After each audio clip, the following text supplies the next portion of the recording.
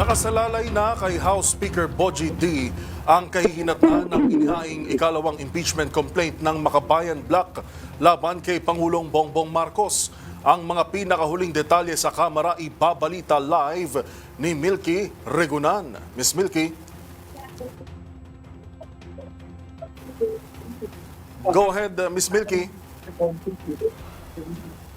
Ang umaasang Makabayan Black na pakikinggan ni House Speaker Faustino D. III ang hadalang apela na wag i-executor ang kanilang impeachment complaint. Ginawa ni House Deputy Minority Leader Antonio T. ang apela matapos formal lang tanggapin ni House Secretary General Celo Garafil ay kalawang impeachment complaint.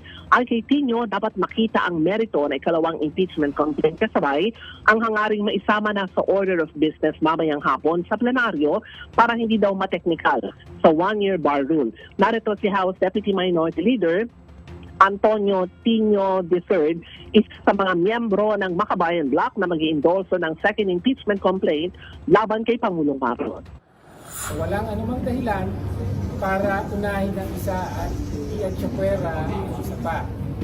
So, kahit ang rules, kaya nga sabi sa rules, may 10 session days ang speaker para ipalagay sa order of business ang ano bang mga complaint.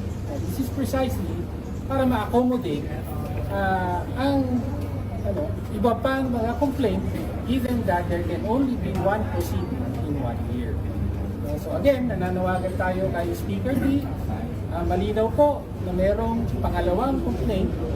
So hindi po, wala pong dahilan para kagyat na umaksyon na ang plenaryo sa isang complaint lamang.